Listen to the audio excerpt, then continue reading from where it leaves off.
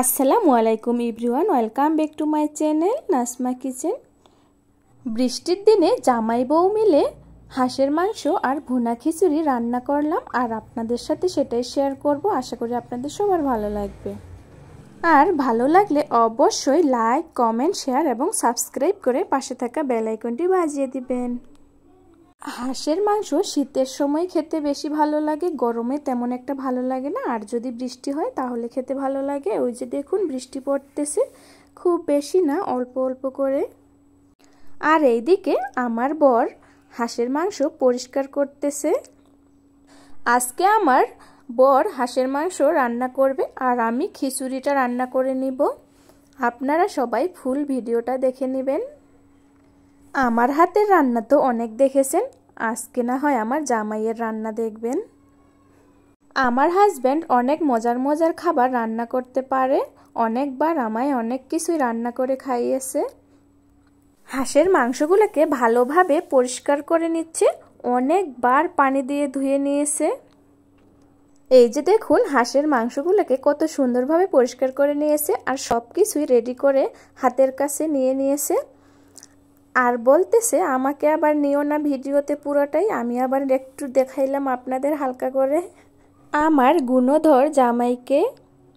আমার হাজবেন্ড কিন্তু আসলে একজন খুব ভালো মনের মানুষ।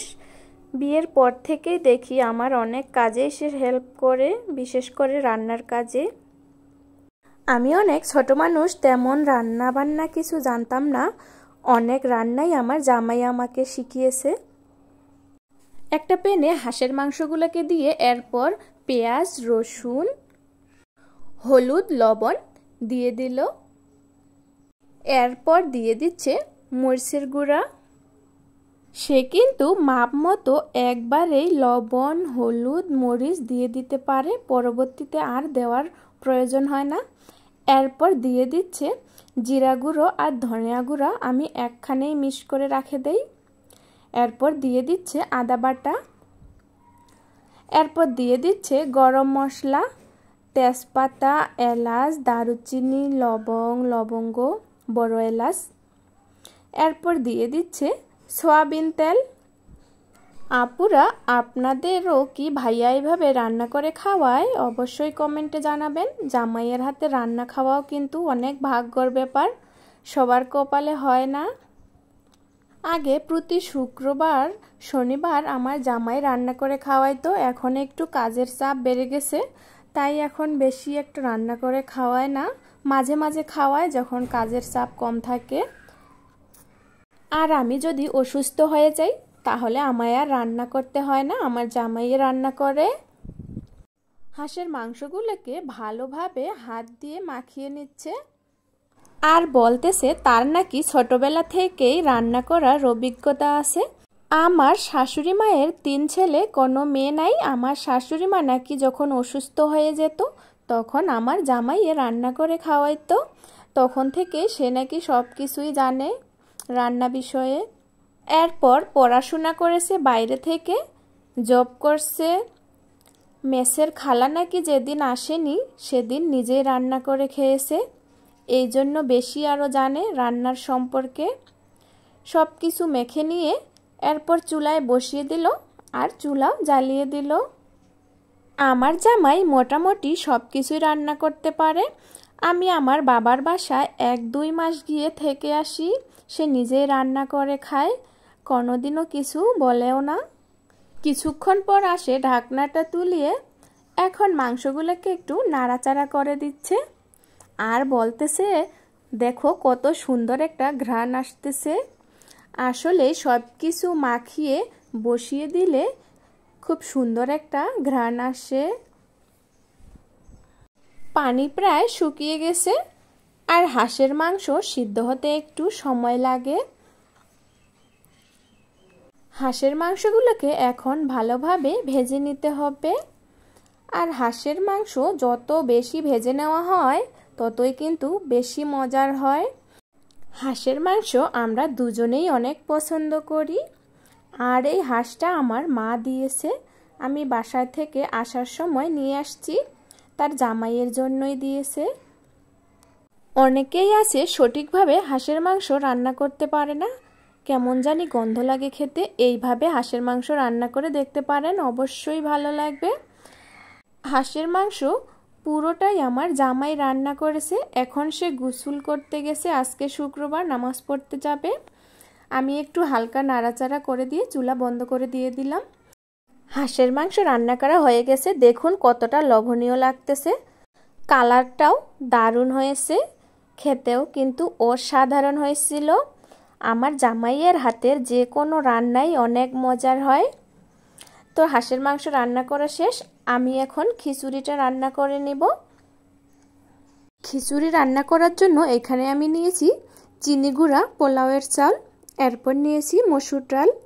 সবগুলাই এখন ভালোভাবে পানি দিয়ে ধুয়ে নিচ্ছি।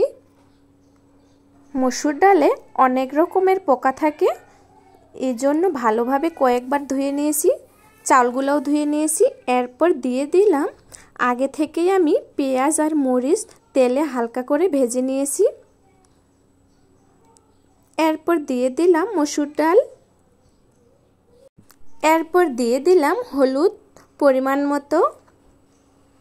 এরপর দিয়ে দিলাম লবণ।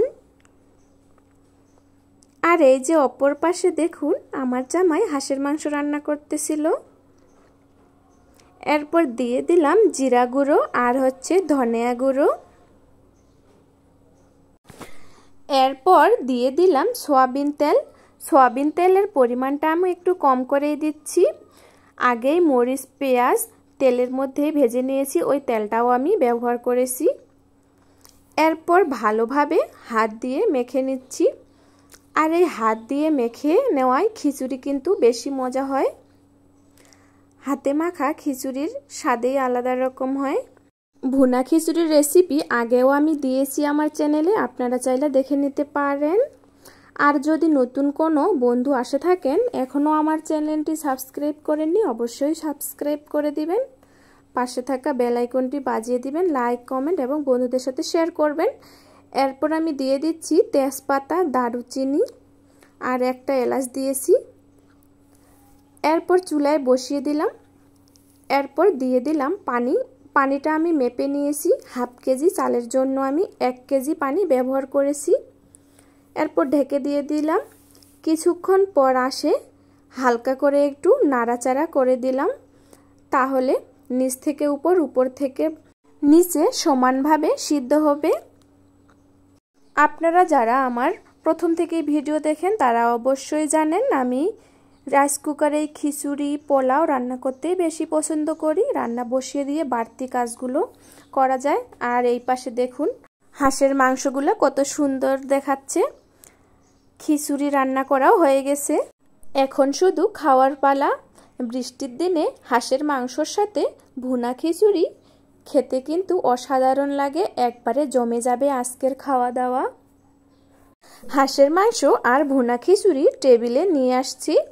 কিছুক্ষণ পরেই আমার হাজব্যান্ড নামাজ পড়ে আসবে, এরপর একসাথে বসে খাবো।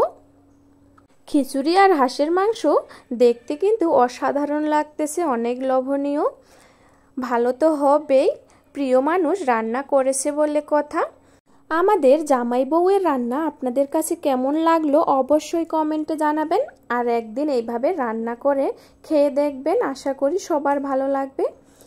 আজকে এখানেই শেষ করলাম, পরবর্তী আবার কোনো রান্নার ভিডিও নিয়ে দেখা হবে। ততক্ষণে সবাই ভালো থাকবেন, আল্লাহ হাফেজ।